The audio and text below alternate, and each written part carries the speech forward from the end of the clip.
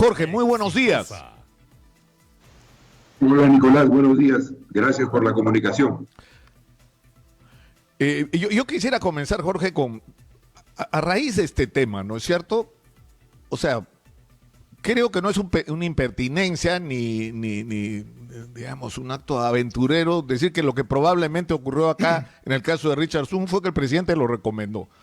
Y que lo que uno debería esperar de un presidente que se compromete a una manera distinta de hacer las cosas, es decir, sí, pues yo lo recomendé, fue un error y voy a asumir todas las consecuencias por esa decisión, pero más que eso me comprometo a que esto no vuelva a ocurrir y que las cosas se cambien en el Perú con respecto a cómo se hacen las contrataciones, los nombramientos, etcétera, y que estos no estén vinculados a si participaste o no en la campaña.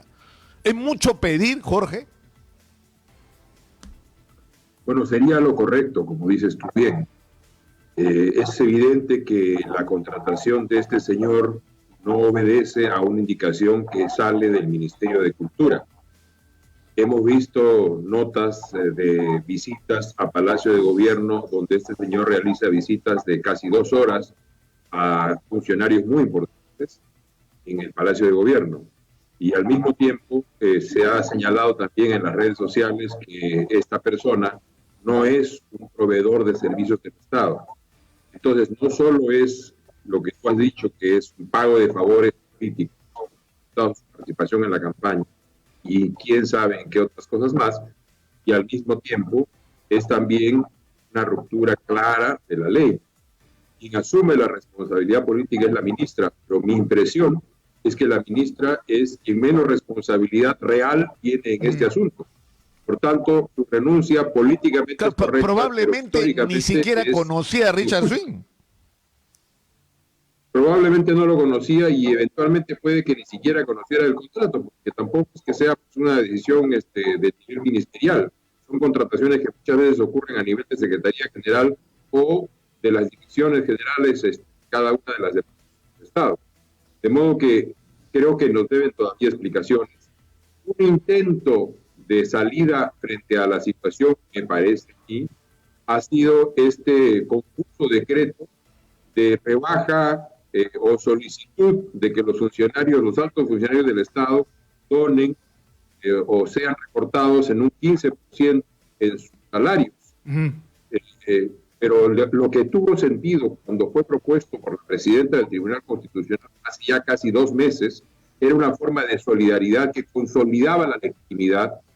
El señor Julio Velarde en su momento se opuso a ello con razón, pero equivocado, que no significaba nada desde el punto de vista económico, pero significaba mucho desde el punto de vista de la legitimidad en una sociedad muy desigual. Tú decías, Jorge, que la ministra probablemente no solo no conocía a Richard Swing, sino ni siquiera sabía de su contratación.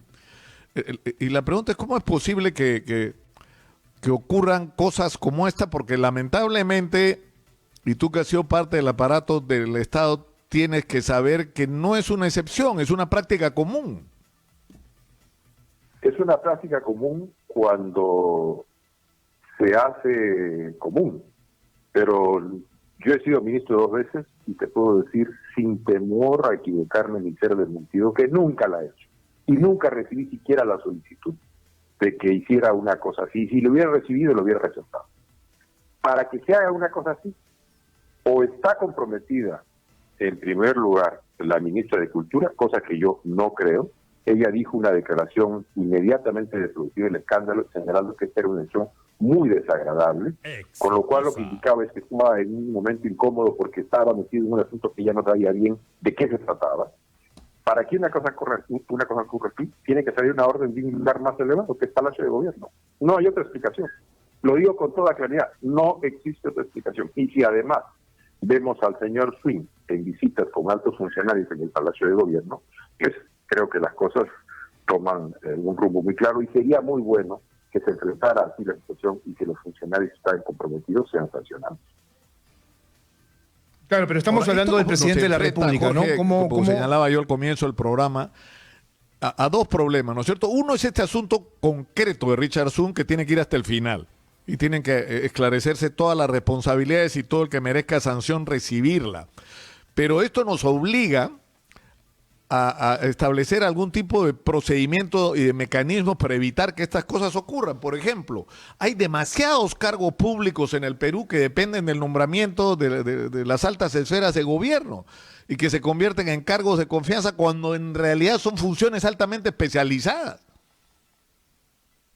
Mira, la rutina de conformación de equipos de los ministerios es siempre un tema complicado. A veces tenemos sobreregulación y a veces no está regulado. Tenemos esas dos situaciones, por tanto se genera un espacio muy amplio de discrecionalidad. Es parte del problema que tenemos en la formación de una burocracia estable en el Estado. Ese me parece que es realmente el tema de fondo. De modo que no sea ni el capricho ni la voluntad de alguien el que nombre a una persona, sino que sean sus méritos por un lado y los requerimientos técnicos de los cargos que se necesitan cubrir. Este es un tema, me parece, medular. Ahora, siendo todo lo importante que es, porque nos revela que el tema de la lucha contra ciertas prácticas que son corruptas, hay que decirlo. La lucha contra estas prácticas debe mantenerse incluso en una edición tan dramática como esta. Creo que nos está distrayendo de temas fundamentales. Y esos temas fundamentales son la evolución de la pandemia en el país. Yo creo que debería cerrar el capítulo sancionando a quien deba ser sancionado. Me dice nuestro amigo que nos acompaña hoy día en la mañana que se trataría del presidente de la República. A lo mejor no. A lo mejor es una funcionaria de menor rango que ha interpretado la voluntad presidencial. Puede ocurrir. Todas estas cosas ocurren y entonces uno dice cosas dando a entender claro, que el mensaje que ha llegado al Ministerio de Cultura es un recomendado de Palacio, perdón, contrátenlo. Puede ser. Entonces eso requiere una investigación muy puntual y que nos digan claramente qué es lo que ha pasado. ¿Por qué esto hace daño? ¿A qué le hace daño esto? Esto le hace daño a la necesidad que tenemos de un comando unificado para enfrentar una pandemia mortal. Y este me parece que es el tema medular. Y yo creo que no debemos, el gobierno no puede permitirse distraer más esfuerzos y más tiempo en este tema y pase a otras cosas que son realmente las importantes. Por ejemplo, hoy día la población en el Perú, y lo veo porque recibo llamadas de todos lados, está prácticamente sola frente a la pandemia. Nuestro sistema público de salud ha llegado a su límite, en muchos lugares ha colapsado, y el sistema privado de salud es tan caro que ni siquiera vale la pena pensar en él. La gente está sola muchas veces con su enfermedad, sin acceso a medicinas, sin acceso a medicación, sin un pan en la mesa de la casa y sin dinero en el bolsillo. ¿Qué vamos a hacer con esto? Esto me parece lo medular. ¿Por qué? Porque si es verdad, supuesto que es verdad, que estamos en una meseta, como ha dicho el presidente de la República, en relación a la evolución de la pandemia, esa meseta puede o subir o bajar. Pero la sensación que se nos ha dado en las informaciones públicas cada 2, 3 días que se están haciendo, como se están haciendo ahora, la información que se nos ha dado es que ya llegamos y ya empezamos a bajar. No, también podemos empezar a subir. Y por tanto este es el momento más dramático de la lucha contra la pandemia. Y necesitamos concentrarnos en eso y hacerle llegar a la gente pero más pobre del país. ¿Sabes lo que ocurre, Jorge?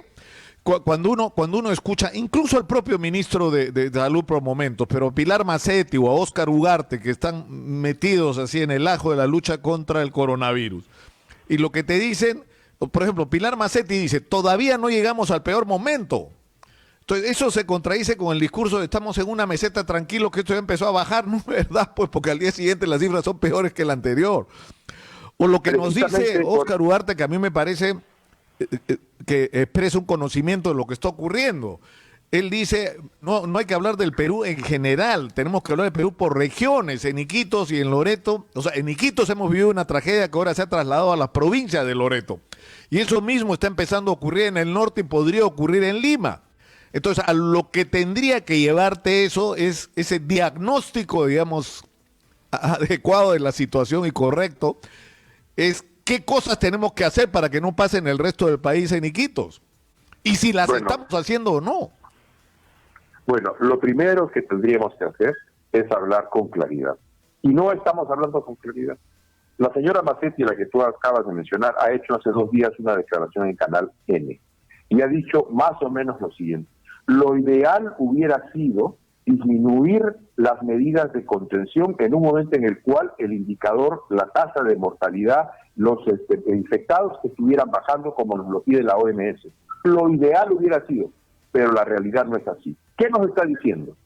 Es una declaración que ha pasado desapercibida. Lo que nos está diciendo es que no se ha empezado a abrir la economía en el momento en que la OMS recomendaba que debería abrir. Esto no se nos ha dicho. Yo vengo insistiendo hace semanas, de un modo muy discreto primero y luego pidiéndolo en entrevistas públicas, que nos den cuál es el indicador con el cual han tomado las medidas que han tomado, la famosa R de la que hablan los epidemiólogos. Llevamos 78 días de pandemia, no hemos tenido nunca una sola información precisa sobre esto, que si sube, que si baja, que si es meseta, que ya llegamos, que no llegamos, que estamos llegando, que va a volver a subir, pero ninguna respuesta concreta sobre esto, y necesitamos tener una respuesta concreta sobre esto.